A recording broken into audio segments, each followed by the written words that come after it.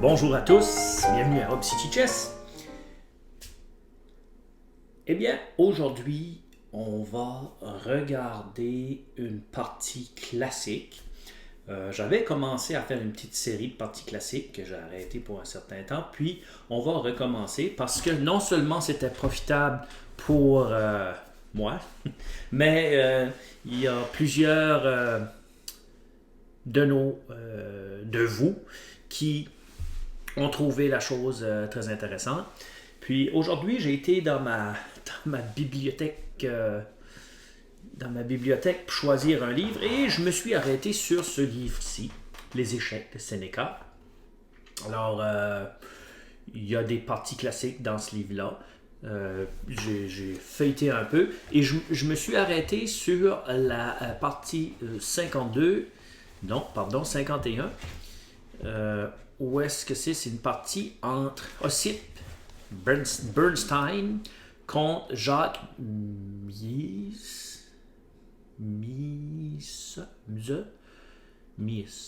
Jacques.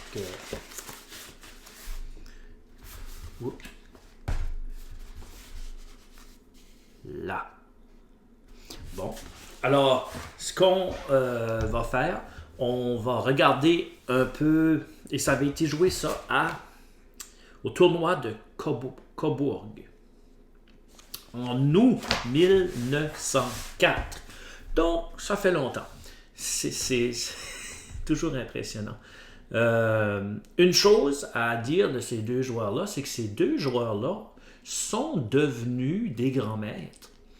Et ils faisaient partie des premiers grands maîtres en 1950. La Fédération internationale des échecs a donné des titres de grands maîtres. Et eux, les deux joueurs, ces deux joueurs-là, faisaient partie. Ben, c'est fou, là, comme ça, cette partie-là a été jouée en 1904. Ils ont reçu le titre en 1950. C'est fou. Wow! Ben, le titre venait d'être, d'une certaine façon, d'être inventé, disons. Donc, c'est assez impressionnant. Deux très, très bons joueurs. Puis, donc, on va s'arrêter sur chacun des joueurs pour dire un peu qui ils sont. Parlons un peu de nos deux joueurs d'aujourd'hui. Alors, Bernstein et je vais l'appeler Jacques parce que j'ai aucune idée comment prononcer son deuxième nom. Bernstein, c'est assez. J'ai fait de la recherche sur l'Internet et j'ai trouvé cette histoire-ci, c'est assez intéressant. Où est-ce que c'est qu'il a pu sauver sa vie à l'aide d'une partie d'échecs? Ce qui s'est passé, c'est en 1918, ils disent lors de la guerre de révolution en Ukraine, d'indépendance, pas lui trop pousser là-dedans, là. Il s'est fait arrêter, puis il fallait qu'il allait être exécuté. Donc, il y a un officier supérieur qui regardait les noms de ceux qui allaient se faire exécuter et il a reconnu le nom de Bernstein, puis il a demandé est-ce que vous êtes le joueur d'échecs, le maître d'échecs? Et Bernstein a dit oui, je suis un maître d'échecs et bien sûr, l'officier supérieur était un amateur d'échecs. Ben là, ce qui s'est passé, ça n'a pas resté là. L'officier n'a pas juste pris sa parole, il a dit OK, on va jouer aux échecs. Si tu me gagnes, je te laisse partir. Alors tu auras la vie sauve. Si tu perds ou qu'on annule, eh bien, je vais t'exécuter. Et toujours est-il que Bernstein a gagné la partie. Donc, c'est assez spécial comme histoire. Puis même le restant aussi, sa vie est assez spéciale. Il a vécu plusieurs aventures extraordinaires, Bernstein. Ensuite, Jacques Mies, lui, c'est un joueur d'échecs allemand, puis est devenu par la suite britannique. Puis, juste pour dire, Bernstein, lui, après, il a déménagé en France. Euh, Puis, la Fédération internationale, comme Bernstein, lui a décerné le titre de grand maître en 1950. Donc, lui aussi, si on lit, si vous allez faire la lecture sur Wikipédia, pas nécessairement, a eu lui aussi à vivre des changements. Ils ont passé tous les deux à travers des guerres, donc probablement que ça aussi, là, en restant en Europe, ça a teinté, bien sûr, donner une couleur à leur vie pas mal différente, disons, de ce que l'on vit aujourd'hui. Euh, Particulièrement moi, nord-américain. Okay? Donc, il a écrit aussi des livres, puis il y a aussi le début qui commence par Détroit, c'est l'ouverture, que je ne sais même pas comment dire son nom. Donc, ça c'est intéressant. Où est-ce que la partie a été jouée? C'était en une ville, c'est une ville en Allemagne. Alors, ce tournoi-là a été joué en Allemagne. 1904. Donc, les deux joueurs étaient assez jeunes, parce que je sais que Bernstein et Bernstein était encore vivant quand il a reçu le titre de grand maître, et probablement que Jacques aussi.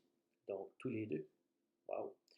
Et Jacques a été aussi connu pour avoir une très, très longue carrière compétitive de 1888 à 1948.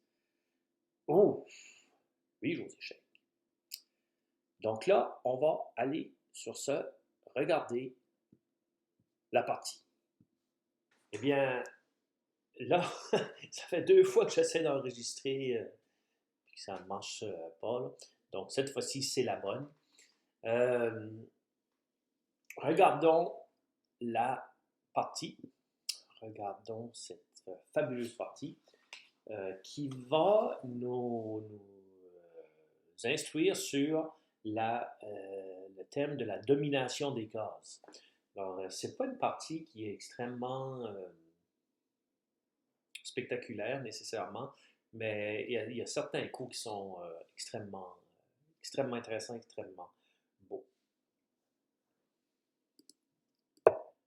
4, c'est 5.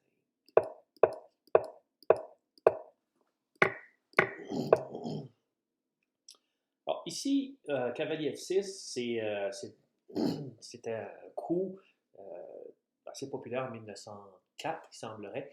Il y a bien sûr maintenant, souvent les Noirs jouent D6, mais cavalier F6, je regardais dans la base de données, puis cavalier F6, c'est un coup qui a été joué, que plusieurs grands maîtres jouent encore, des 2700.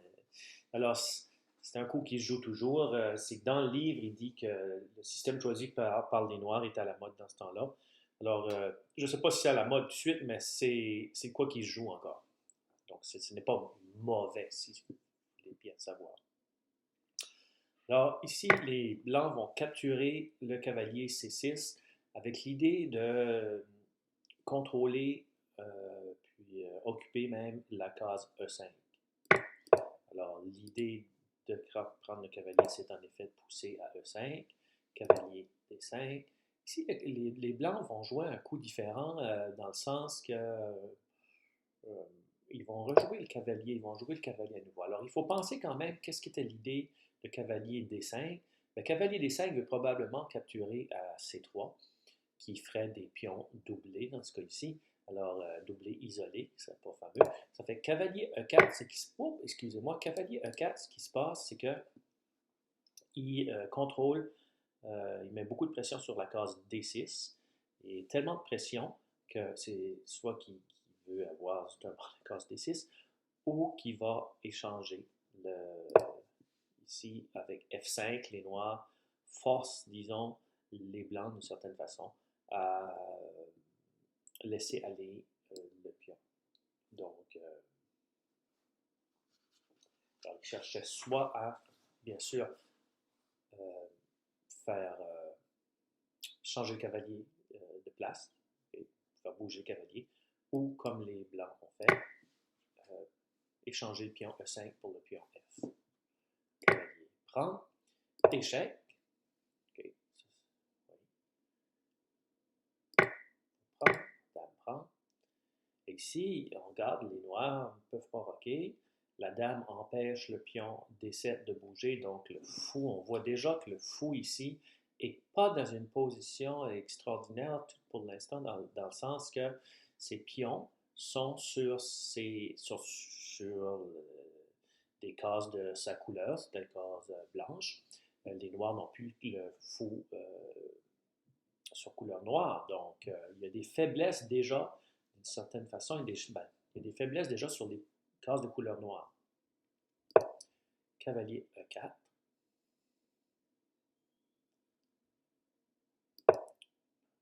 D6. B4. D5. On met un pion au centre. Fou D3 pour capturer le cavalier. Capture cavalier, capture le fou, la dame capture, gagne un pion. Donc dame D6 ici. Alors ici, les noirs ont décidé de provoquer l'échange des dames pour avoir un schéma de partie un peu plus simplifié. Mais en faisant ça, ça apporte bien sûr certains problèmes. Donc, capture. Okay.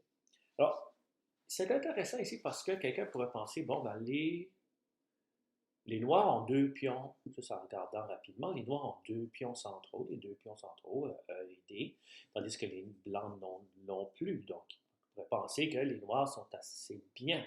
Mais ici, il faut penser que les blancs ont eu la perte de fou, mais on va voir que ces cases-ci, la case D6, C5, D4, E5, c'est des cases qui vont devenir très faibles. Et c'est là le thème, là, le thème de la leçon ou de la partie, c'est la domination des cases. Alors, comment les blancs peuvent dominer ces cases-ci? Alors, les blancs ont commencé par jouer F4, qui est un coup pour moi qui est quand même un très bon coup. Je ne suis pas certain. Moi, je ne l'aurais pas trouvé probablement. Alors, F4 pour empêcher E5.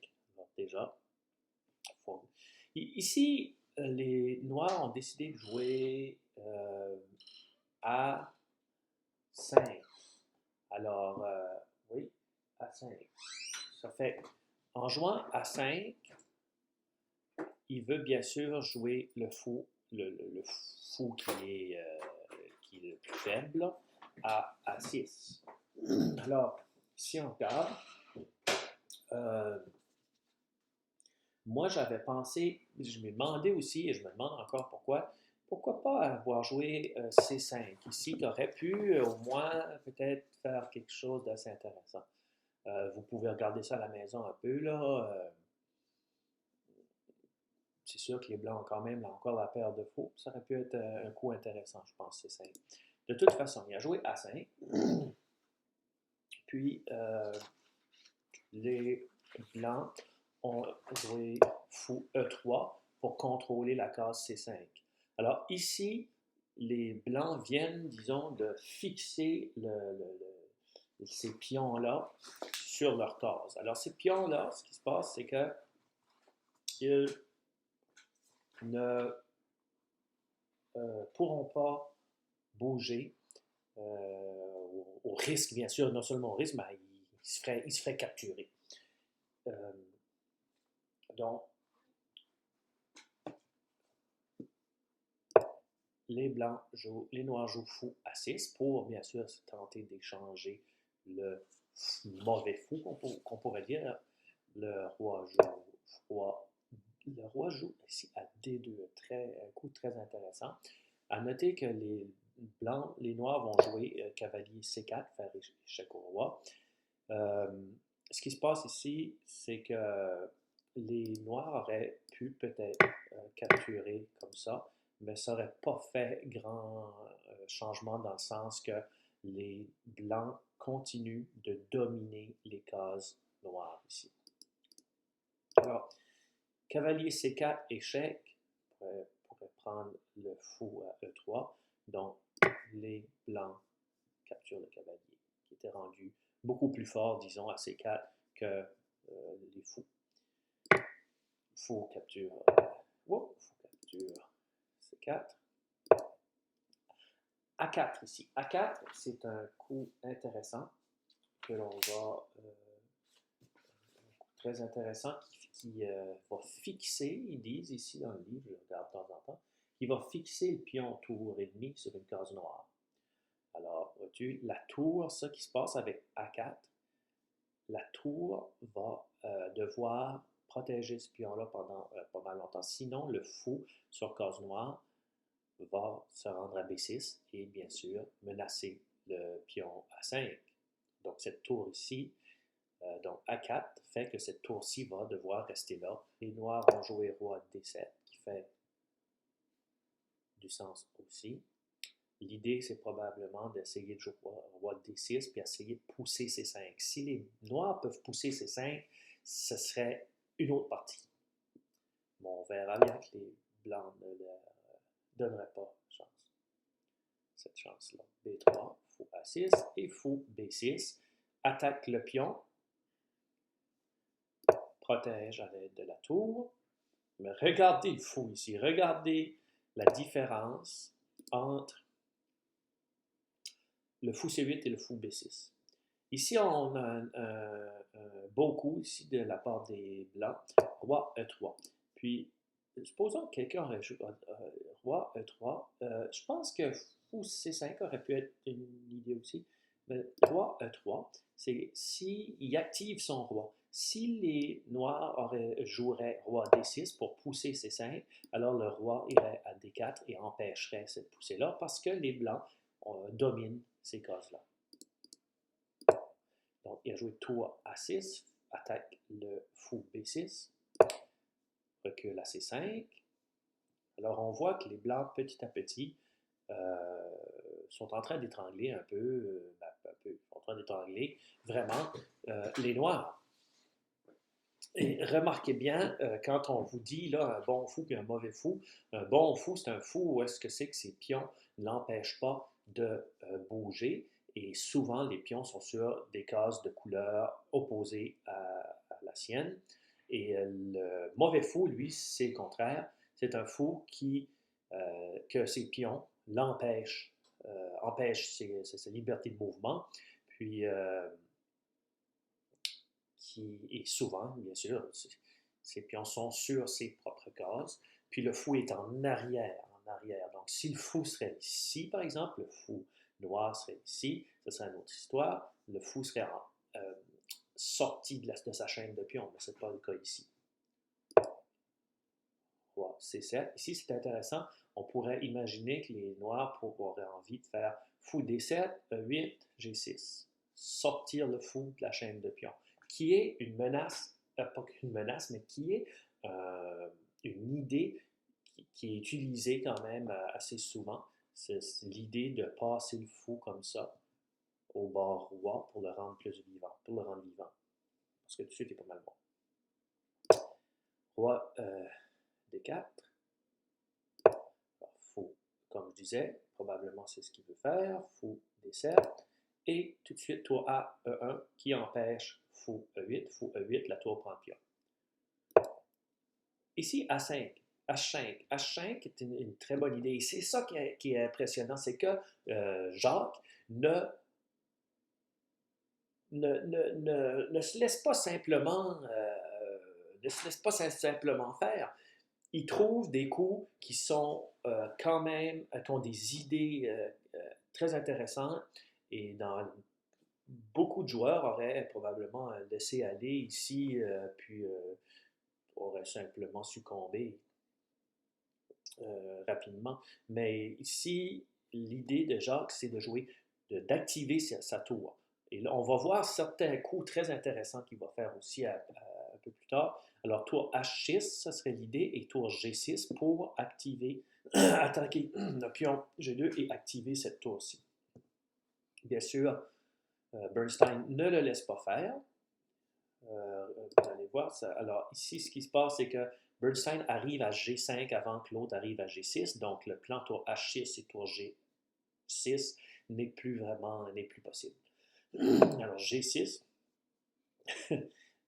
protège le pion, mais là, met tous ses pions sur la même couleur, presque, sauf celui-ci, qui sont faux. Tour G5. Et ici, là, on va voir probablement que le roi va venir à F6, la tour va aller là. Ça protège le pion. Roi F5. Et là, regardez bien. Fou E8. Alors, comme je vous disais, c'est vraiment impressionnant de voir que Jacques, ici, décide de jouer fou E8. Et l'idée, c'est de faire un sacrifice ici de pion. Alors, si les blancs capturent là, les noirs pourraient faire échec, roi F7, et activer finalement à nouveau, comme je disais, la tour, et probablement l'amener à E2. Et si les blancs, prennent échec, joue là, fou F5. Et le fou revient à la vie. La tour va essayer d'aller là à un moment donné. Le fou va être capable d'aller là. Alors, les blancs, les noirs se ramèneraient. Très intéressant de voir que Bernstein, lui, simplement a décidé de jouer tour E1, continuer à mettre la pression. Roi F6. Et regardez bien, encore une fois, les noirs jouent là.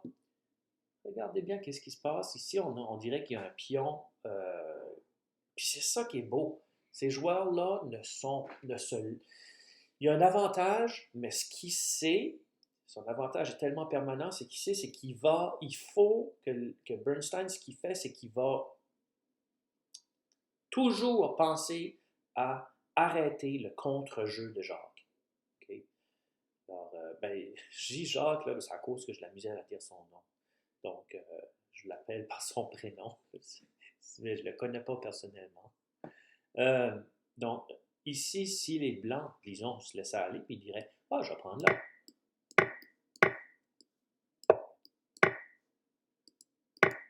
Et prend le pion.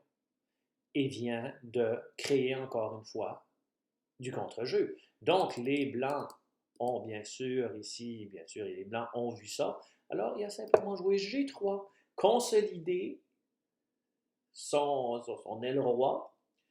Maintenant, il va être capable d'aller pour le pion G6. Alors, il ne s'est pas empressé de capturer le pion. Il capture. Et là, vous allez voir, là, il liquide simplement les pièces parce qu'il sait qu'il gagne.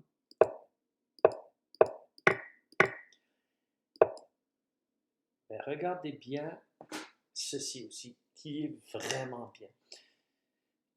C'est sûr que quand il a liquidé les pièces, il savait ce qu'il faisait. Là, c'est-à-dire, il avait vu cette position-là dans sa tête. Fait que H4, okay. Fou D1. Et là, quelqu'un peut dire, OK, là, je panique, là, je vais perdre des pions, puis ça. Mais Bernstein ne panique pas. Il va jouer C3 ici. Puis C3, ce qui se passe, c'est que ça empêche D4. Okay. Déjà que le fou empêchait. Mais en plus, supposons que les noirs réussissent à prendre ces deux pions et à essayer de pousser le pion-là. Le fou va empêcher le pion de toute façon aussi. Fait que ces pions ici vont simplement... Il y a un pion qui va se rendre à dame. Alors, c'est ce qui se passe. Frappe. G4. Ici, essaye de faire un petit quelque chose, mais passe. Prends, passe. Et abandon. Bien sûr, parce que le pion va se rendre à dame. Quelle partie! Et tout ça basé sur ce qu'on appelle la domination des cases. Et on peut voir encore une fois ici comment ces cases, les cases noires, ont été dominées par les blancs. Alors, merci beaucoup. J'espère que ça vous aide. Moi, ce genre de partie-là me motive vraiment beaucoup. Les prochaines parties qu'on va voir, je vais essayer de trouver maintenant des parties un peu plus agressives, tactiquement. Mais ça, c'est un thème très important parce qu'il y a toujours comme un combat entre les pièces mineures sur le jeu d'échecs qui peut donner ce genre de partie-là. Alors, merci à tous et à la prochaine.